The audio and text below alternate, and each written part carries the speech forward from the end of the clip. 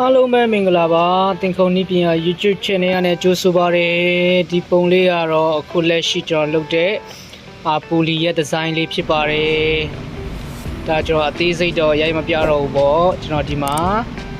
ဇေယျကွက်လေးရဲ့တခါတည်းပုံဖော်ပြီးသားဒီဟာလေးကတခါမှလည်းမလုပ်ဖြစ်တော့ဆက်စချင်းလုပ်တာဆိုတော့တော်တော်လေးတော့တိုင်ပတ်ပါတယ်သူရဲ့အထဲတွေကအဲ့ဒီ hub လေးတွေလောက်ရတာအထက်တွေကိုနှိမ့်ရတာ degree တွေချိန်ရတာပေါ့နော်အဲ့ဒါလေးတော့တော်တော်လေးဒုက္ခရောက်ပါတယ်ဒါပေမဲ့စူးစမ်းပြီးတော့မှ customer လိုချင်တဲ့ပုံစံဖြစ်အောင်တော့ဒါစူးစမ်းပြီးလုပ်ထားဖြစ်ပါတယ်နော်ကျွန်တော်တွင်ခုံနဲ့လုပ်တဲ့အရာတွေကတော်တော်များများကပုံသေးနီး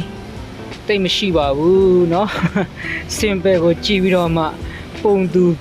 ဖြစ်အောင်ကျွန်တော်တို့ကစူးစမ်းပြီးလုပ်ပေးရတဲ့ဟာတွေဆိုတော့အမှားများပါတယ်ဆိုရင်တော့ခွင့်လွှတ်ပေးပါလို့ညီကိုမောင်နှမများကိုဒါ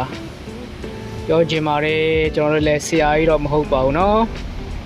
ကျွန်တော်တီးတလောက်တတ်တလောက်လေးလုပ်တဲ့ဟာလေးတွေပဲဖြစ်ပါတယ်လို့ဒီပုံစံလေးเนาะဒါတော့သူတို့ပူလီကPU ကျိုးနဲ့အော်လို့ကျိုးအပြားနဲ့တုံးမဲ့ဟာပေါ့နော်ဒီကကျိုးအလုံးမဟုတ်ဘူးကျိုးအပြားသေးသေးလေးနဲ့သူတို့တုံးမဲ့ဟာလေးတွေဖြစ်ပါတယ်လို့နော်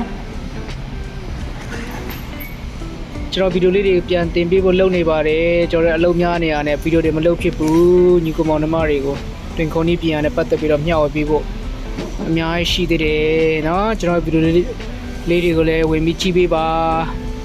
မသိတာရှိရဆိုလို့ရှိရင်လည်း comment ပေးပါเนาะကျွန်တော်တတ်နိုင်ဆုံးပြန်ပေးပါမယ်လို့เนาะဒီ drawing ကိုကြည့်ပြီးတော့မှလုပ်တာပါလို့